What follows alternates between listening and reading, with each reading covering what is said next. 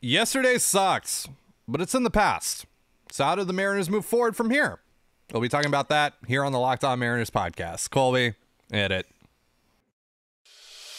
You are Locked On Mariners, your daily Seattle Mariners podcast. Part of the Locked On Podcast Network, your team every day. It is Wednesday, October 12th, 2022. This is Ty Gonzalez and Colby Patnode for the Locked On Mariners podcast. Thank you so much for making us your first listen. Subscribe, like, and turn on alerts if you're watching on YouTube, or subscribe and leave a 5-star review on your preferred podcast platform if you like what you hear. And if you want to hear from us even more, please consider signing up for our Patreon. The link, as well as our social accounts, is in the description below. I'm feeling a little bit better today. I've seen the light, Colby. I slept, I thought about it, I sat on it, and I feel better. And I want to talk today about why I'm optimistic about this team being able to turn things around and recover from one of the most awful losses you could possibly suffer in a postseason game. And we're also going to get into the pitching matchups, of course. Luis Castillo versus Framber Valdez for Game 2. We also know that George Kirby is now starting Game 3. That was officially confirmed by Scott Servais today. Servais also said that Erik Swanson has been and is available out of the bullpen, which that makes last night's sting even more. Either he's lying or he's stupid. I was really hoping that we were going to hear that, actually Swanson is not available, but that would also create another argument about why was he on the roster in general. I digress. Last night sucked, but I do want to get a couple things out of the way here, including, our emotions as a fan base coming off of that game and maybe going a little too far with it. Now, it was brought to my attention that Paul Sewald didn't actually delete his Twitter last night. It was about a week ago or so, at least according to Soto Mojo, and I don't keep up with players' social media profiles, so I cannot confirm that, but that's what I've heard. But that being said, it is not cool whatsoever to attack players or coaches in any sort of manner whatsoever. This is a children's game at the end of the day. It is a game. We are talking about baseball. It does not have any impact on the real world. It's entertainment. Yes, it makes us really happy. We do get really invested in it, but some things are just taking it way too far and adding players on Twitter, threatening coaches, all that stuff. The players see it, by the way. The players do see it, so whether or not Paul Sewald deleted his Twitter because of it, doesn't matter. Players do see it. Coaches still see it. Let's be better as a fan base. It's just one game, and it's just baseball at the end of the day. It doesn't matter to that extent. That's just way too far. Don't do it. It's gross. Secondly, on yesterday's show, I listed a stat that was completely wrong, and I failed you as a host. It's on me as a host to be on my P's and Q's when it comes to numbers, when it comes to stats. I said yesterday that Yordan Alvarez was hitting .833 against Robbie Ray, which sounds ridiculous now that I'm not incredibly emotional about everything that happened. But at the peak of my emotions yesterday, I reiterated that stat, which I read on a Twitter account that I trusted, and I just went with it. And that's on me. That's a huge mistake on my part. Thirdly, the other item that I want to cover here real quick, there's obviously been some talk about what the Seahawks and the Mariners will do about game times on Sunday if there is a Game 4 of the ALDS. We now know what the plan is there. So if there is a Game 4 of the ALDS, which would be played at T-Mobile Park, the Seahawks are going to push their game back, kickoff for their game against the Arizona Cardinals back by about an hour and a half. So it'll start at 2:30 Pacific time instead of 1 o'clock Pacific time. So with that out of the way, Colby, I am feeling optimistic, and I know you're not, but I'm feeling optimistic. I know you still think it's over, but I'm just going to say real quick, vibes up, forks down, M's and 4. Let's do this thing. And the reason why I'm optimistic about them getting back on track starting tomorrow is Framber Valdez's history in the postseason. He's pitched a lot in the postseason over the last couple of years for the Astros. Pitched a lot in the World Series. He pitched 2 games in the World Series last year against the Braves. 9 appearances, 43.2 innings pitched, 42 hits, 22 earned runs, 42 strikeouts, 18 walks, 9 home runs. That's a 4.53 ERA with a 5.31 FIP. Opponents are slashing 259, 341, 457 against him. And look, he had 25 consecutive quality starts this year, or whatever that number was. But after that streak ended, it's been a little shaky. Had a good start against the Phillies on the last day of the season, but, everyone clinched at that point. It's the Phillies. He struck out 10, didn't give up an earned run. But before that, he had a couple of really shaky starts against the Rays and against the Orioles. And so I think you're facing him at probably the most opportune time to face Framber Valdez this season. And your offense is rolling right now. They were great against Verlander yesterday. They were obviously great when they made the comeback against the Blue Jays. They jumped all over Alek Manoah in the first game. The offense is in a good spot right now. It's actually rolling, which is pretty incredible considering how boom or bust this offense has been for most of the season. But right now we're seeing the boom side of this offense, and it's coming at no better time. And right now the Mariners basically have to ride that unit as far as it can take them. So I think with the way the offense is playing, and the way that Framber Valdez is pitching, and the fact that you have Luis Castillo, the guy that you traded for to be your ace this year, is going to be on the mound, I think the Mariners are in a good spot to bring this thing back 1-1 and head to Seattle tied, and head to Seattle with a chance to advance to the ALCS without having to go back to Houston. Not much of a chance. Here he goes. I mean, it's not even really a good chance you win tomorrow because, Castillo will go out there, go 7, give up 2, and they'll lose 2-1. Or Scott will go back to Robbie Ray to prove a point, and this time Kyle Tucker will get him because lefty, you just have to use a lefty against a lefty, even though your best guy against a lefty is a righty who hasn't pitched in a week.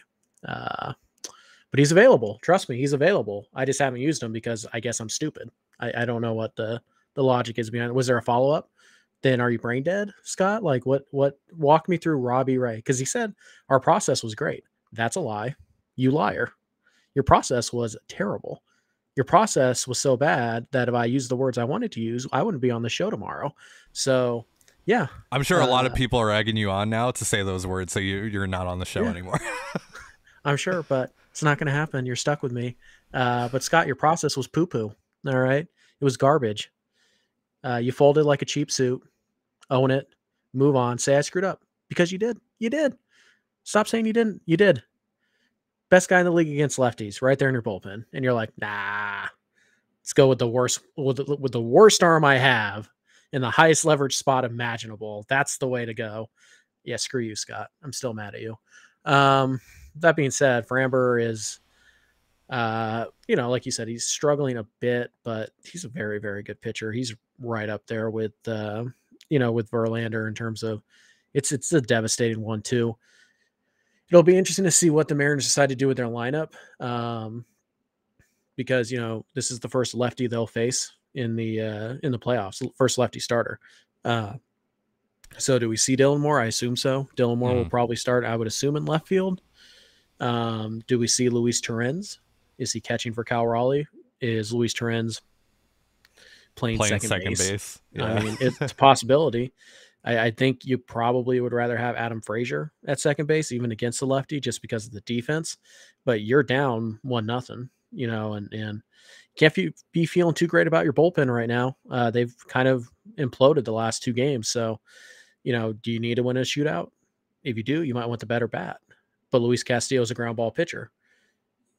So don't you want best infield defense you can get? It's kind of a catch-22 there. And why has would the you bullpen bench? Imploded though? Because it's like Yes. Paul Sewald gave up 4, and then Paul Sewald allowed the base runners on, and I mean, like Munoz gave up a home run, but like that's 2 guys. Munoz wasn't good the last 2 times out. Paul Sewald's been a train wreck the last 2 times out. You can't use Robbie Ray whatsoever. Brash has struggled a little bit. Now he's gotten through it fine, but you've watched him. He does not look like the same guy. You haven't seen Swanson at all, so I don't know what the heck to think about Eric Swanson right now, where he's at. You haven't seen Boyd at all, so clearly they don't trust him. I'd be worried about the bullpen. So how do the Mariners attack this? I think it's pretty much going to be the same lineup we've seen. I just think you're probably going to see Dylan Moore in left field. And then Torrens, it's hard to imagine they start him at second base in a playoff game. And you're not benching Santana against a lefty. That's his better side. You're not benching Ty France. He's been very good. So yeah, I mean, it's pretty much Raleigh or bust. And are you going to take Cal Raleigh out of the lineup right now? Probably shouldn't. So even from the right side, that might come down to how his wrist is feeling or how his thumb is feeling, though. So we'll see what they decide to do there. But I think Moore's going to get his first start, and I think if the Mariners are going to go back to Houston at 1-1, I think your dream of playoff demo might have to play out because they need something. They need something. I'm making the shirts, man. One way or another, I'm making the shirts. I think the only way you can make the shirt is if he hits a home run off of Framber. So Crawford boxes. See. I mean, he doesn't even need to get all of it. Just saying, you just got to pull a pop fly. Just got to pull a pop fly. Look at Jordan's double yesterday. 79 miles an hour off the bat, 140 expected batting average. Only ballpark in America where that's a double. Were those 2 runs important? I don't know. I can't do math. So now, to be fair, Ty France also got one because of the Crawford boxes. That was more because Jordan Alvarez is a terrible defender.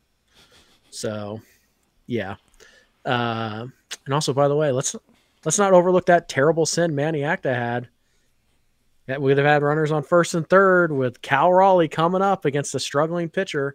You're like, nah, let's get Ty France thrown out by 15 feet at home plate for the vibes, I guess. What are you doing, Manny?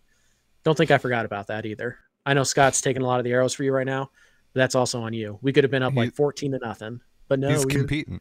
He's competing. He's a moron if he's a moron if he thought Ty France was going to score on that. So yeah, a very rough day for the Mariners coaching staff yesterday because their process was stupid. Their decisions were stupid, and they deserve to wear every single bit of that loss yesterday.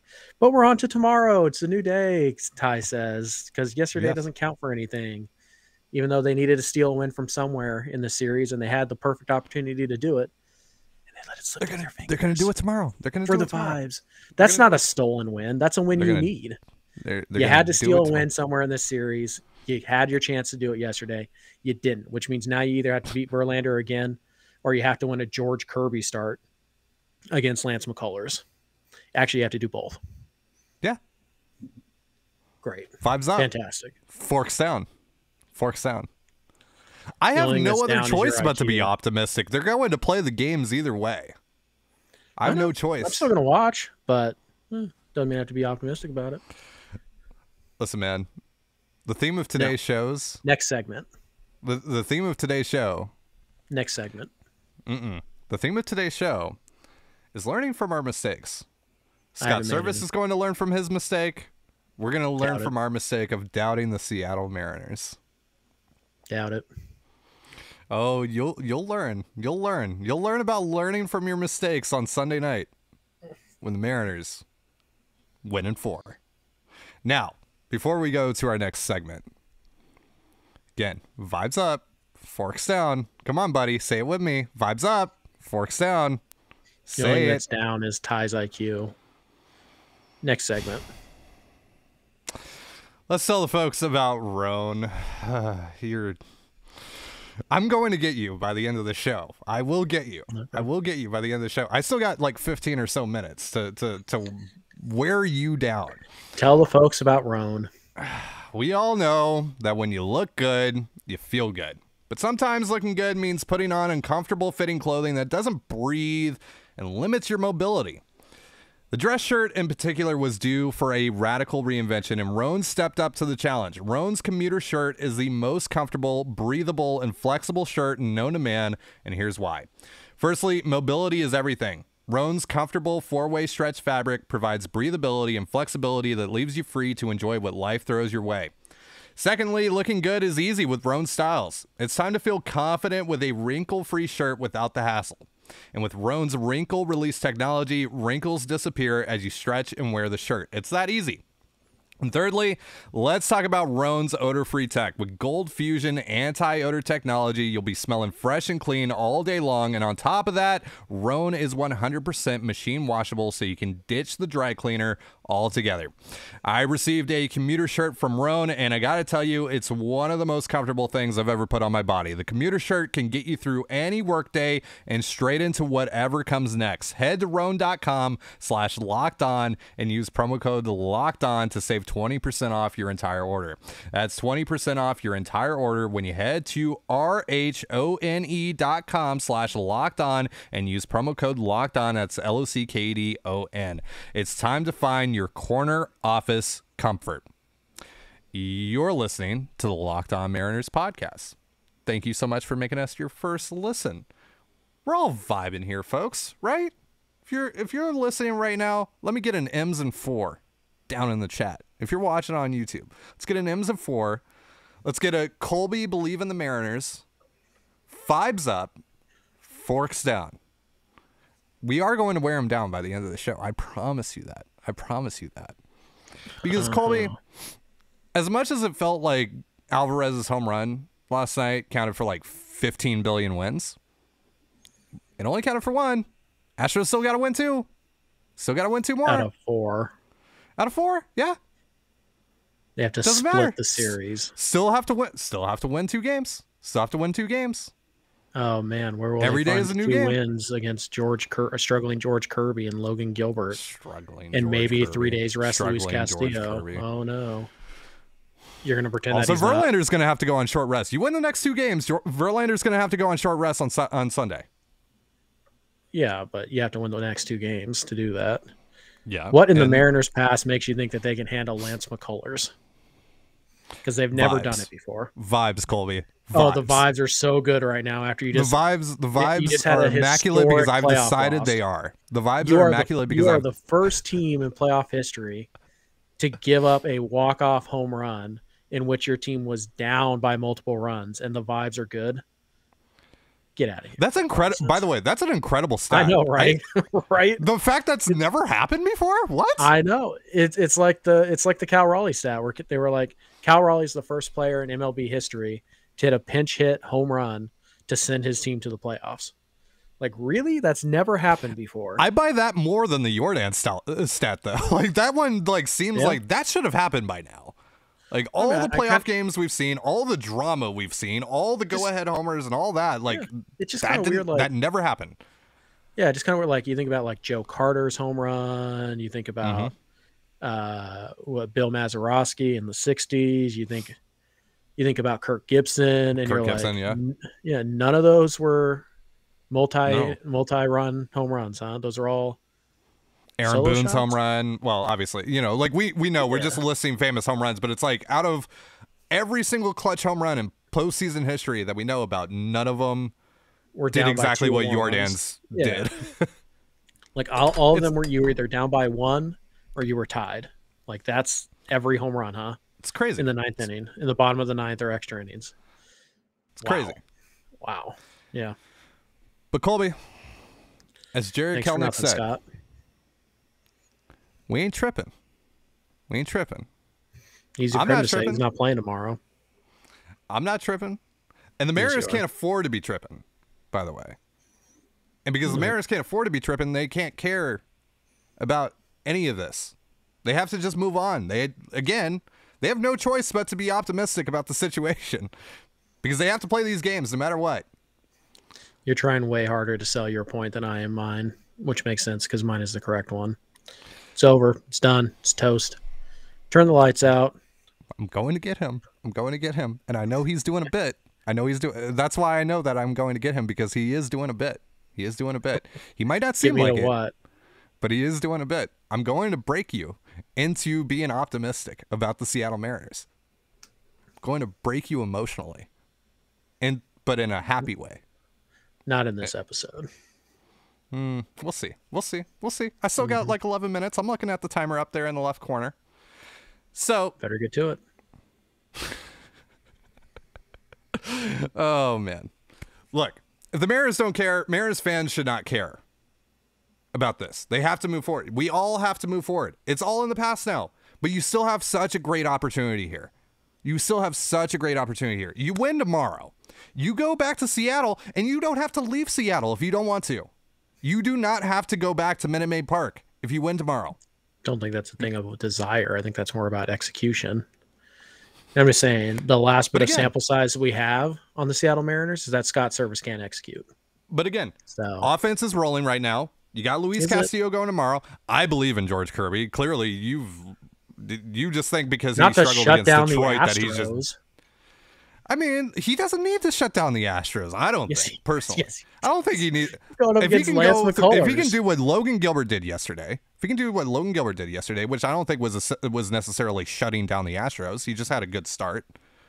If he can do what Gilbert did yesterday, I think the Mariners are in a good spot to win that game. I think they are. Because also, here's the thing. McCullers, yes, has historically just dominated the Mariners. But this year, he's only pitched in 8 games. He's been dealing with a lot of physical stuff. And he's walking a lot of guys right now. The Mariners, they walk. Sounds like a lot of opportunities to ground into double plays. That'll be fun. They walk and they hit home runs, Colby. They hit into a lot of double plays. They're going to hit a lot of home runs. Is Lance McCullers an extreme ground ball pitcher? I can't remember. Oh, yes, he is. Yeah, but he's only pitched 8 times this year. He's only pitched 8 times this year. Imagine that. He's only pitched 8 times this year. He doesn't have the seasoning. He doesn't have the seasoning, man. He doesn't have the seasoning right now. I think like the 8-year career is plenty of seasoning, but okay, whatever. I mean, look, you got to get back into a groove. We all know this. We all know this about pitchers rehabbing. We all know this. He might not be on the top of his game on Saturday. 2 months isn't enough to get back into a groove. Look, man, it's 8 starts, and he's been struggling with the walks. I'm just saying, I can see an outcome here where George Kirby puts together a start like Logan Gilbert did yesterday, and McCullers, you get to him for about 3, keep that game tied, and then you get into the bullpens and see what happens. And this is the part where you're going to be like, well, yeah, because you could trust the Mariners bullpen. Whatever, man, whatever. I choose to believe in the Mariners because I don't have any other option. I'm not going to sulk for the next few days. And if they do get eliminated, if I'm completely wrong, if I look like an idiot, I'd rather look like an idiot in this way instead of just being a complete pessimist and the Mariners own me. I'd rather be optimistic about this team because, look, they've given me plenty of reasons to be optimistic. They've given me plenty of reasons not to doubt them because I've doubted them in the past this year. And they've made me look like a giant, big dummy, which I don't really need any help with that anyway. But listen to your episode today. Hush you. I will break you in a nice, kind way, and in a happy, friendly way. And you and I will optimistically watch the Mariners tomorrow as they win. And again, M's in 4. M's in 4. Yeah, that's dumb. Ty, you sound a bit though. Maybe there's Built Bar or something that you could eat, snack down on. Well, Colby, if you haven't tried Built Bar Puffs yet, Built Buffs, you are depriving yourself of one of life's greatest joys. And guess what? There's a new flavor. You ready? Delicious, indulgent cookie dough covered in chocolate. That's right, Built has done it again. And let me introduce you to your new favorite. Cookie dough chunk puffs have a light and chewy texture, real cookie dough chunks, and of course, they're covered in 100% real chocolate. All the joys of eating cookie dough without the hassle of making it, plus it's healthy for you. Cookie dough chunk puffs are only 160 calories, and they have a whopping 15 grams of protein in them. Run to Built.com to snag a box for you and the family. It will be the perfect treat, or you can find a really good hiding place and just hoard them for yourself. And like all Built Bars, the new cookie dough chunk puff is covered in 100% real chocolate. That means they're healthy and tasty chocolate-covered cookie dough with a light, fluffy texture. It's so good. Go to Built.com, use promo code LOCKEDON15, that's LOCKEDON15, and get 15% off your order. Again, that's LOCKEDON15, or LOCKEDON15 for 15% off your order at Built.com. All right, you're listening to the Locked On Mariners podcast. Let's wrap up this show with what does Luis Castillo need to do tomorrow? Straight up, obviously you've made the joke about he needs to, he'll go 7 scoreless, whatever, and they'll still lose 2-1. But realistically speaking, just knowing what the offense is doing right now, taking into account some of Valdez's struggles in the postseason and just as of late, what would you like to see from Castillo tomorrow? How can he best set up the Mariners to get this thing back to 1-1? Perfect game. He needs to Don Larson it. How about that? A Don Larson and Bill Mazeroski drop on the same episode. Look at you go. Look at you. Yeah, Jerry DePoto would love this episode as a baseball yeah, historian. yeah. These drops. It's incredible. It's Mhm. incredible. All right. Pretty sure I have a signed Bill Mazeroski photo on my desk Really? somewhere, but yes. Giveaway? Question mark? Yeah. Anyways, pretty much has to do what he did in Toronto. You got to get the leadoff guy. You got to get him off the bases. You can't have, yesterday Houston generated a lot of traffic, even when they weren't scoring runs. Leadoff guy got on 4 or 5 times. I think they scored in 4 of those instances. So you have to keep the leadoff guy off the bases. You always have to be in a position where you're only 1 pitch away from getting out of things. So he pretty much has to do what he did in Toronto: throw a lot of strikes, get guys off the bases early, avoid the hard contact, limit the extra base hits as much as you possibly can. Basically dominate and hopefully go like 8 innings, because I don't know who to give the ball to right now, because frankly, they all kind of suck. And I don't trust Scott Servais to pick the right one anyway. So I don't know. Maybe Luis Torrens is out there. I'd rather have him out there pitching to Jordan than I would Hey, Robbie Dominican Ray. Big Boss, who descended Okay, yeah. who descended upon us from the heavens yesterday, generated Okay. 2 double play balls. Only got 1 double play out of it, but generated 2 double play balls. So then he Look only at- generated 1. Anyways, Castillo has to be You very good. and your numbers and your logic. I don't like you. Yeah, I don't hush appreciate you today. Yes, well, Luis Castillo has to be he has to be really good. I mean, there's just no way around it. You're not going to win this game if Castillo can only go 5 innings. I don't care if he goes 5 shutout innings. If he's at 110 pitches after 5 and you have to pull him, like, you're going to lose. You just are. Like, you have to get deep in this game, because the Mariners bullpen right now, it's not deep enough. All joking aside, you can't trust Paul Sewald. You can't trust Robbie Ray. Do you really, really trust Diego Castillo yet? Do you? You shouldn't. Andres DBB. Munoz has been Top very 10 bad. anime character. And Andres Munoz has been pretty darn bad his last 2 times out. Brash looks a little overwhelmed at times, but you could still use Brash fine. But they won't even touch Matt Boyd. So do they trust him at all? And why is he on the roster if you're not going to use him? I don't get it. So yeah, it's hard. Festa, do you trust Festa in a big spot? I guess you could use Eric Swanson, but we know Scott Servais isn't going to use Eric Swanson. That would be too smart. So I don't really know what to tell you. Like, Castillo's got to go 6, 7, 8 innings. He's got to be efficient. He's got to avoid hard contact. He has to put the Mariners on his back, much like he did, in Toronto. And it'd be nice if the Mariners could do what they've done in 2 of the 3 games in the playoffs so far and get an early lead. That would help a lot. Not that it helped yesterday, but it's in the past, I guess. It is, Colby. It's already happened. And you know what, man? Same result as if you lost 1-0. Same result as if you lost 20-0. Not true. It all counts for 1 win. Not true, but that's hey, not true. Because the way that you lost, yeah, it sucks. But hey, you I have know no I know other you don't choice even- but to move on. You don't even believe that. You don't even have any believe choice that. to move on, but you don't You have don't any other even choice but believe to that. move on here, man. No, you don't, but I don't have to. I'm not a player. I can sulk as much as I want in the past. I'm a fan. That's what fans do best. Too They bad. look at the past. So Too bad. no, We got to look forward, man. I will look forward. No, I'm not. We're on to game 2. We're on to game 2. You are. I'm not. I'm on game 1. And then tomorrow when we do our post-game show, I'll be looking back at game 2. Always looking you- over your shoulder. Never If you guys looking want forward. us to be looking ahead, check out today's Control the Zone episode on Patreon, because we are not talking about this game, because I don't want to be in a bad mood all day. So We are not talking about yesterday's game. We're going to be talking about some off-season stuff. We're also going to be talking a lot about the Seahawks on there. for obvious reasons. And maybe even the Kraken, which, by the way, Kraken season opens tonight. Colby's not going to be able to watch it, though you said that you found a workaround for that, right? Nice. I can if I want to, but I'm going to put as much effort into watching the Kraken as the Kraken put into me watching them last year, which is none. Go Kraken. Shout out to Locked On Kraken. Shout out to Erica. And hoping for a win tonight against the Ducks. Let's go, boys. It's I don't hockey care. season. Let's go, boys. Yeah. I'm over the Canada jokes. I guess I couldn't break him by the end of this episode. Colby's Told you. unbreakable. He's unkillable. Colby Patno cannot be killed. Well, that's not true. And unless they win game 2, then I'll criticize you for not being optimistic enough, because that's just the way I roll. So go Luis Castillo.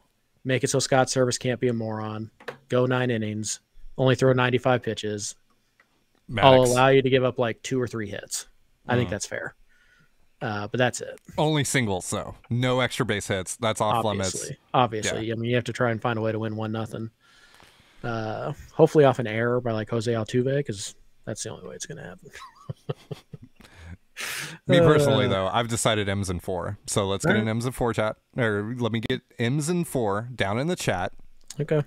And this was vibes a completely up, forks down. unhinged show. And also, a Colby, shut up, be optimistic for once in your life. Let's also get that in the chat. Now, I didn't need to actually ask any of you to do that. Have you ever needed to prompt anybody to take shots at me in the chat? No, not at all. So. Not at all. But you guys know what to do. It's your thing. It's your thing. You know, you're playing your role.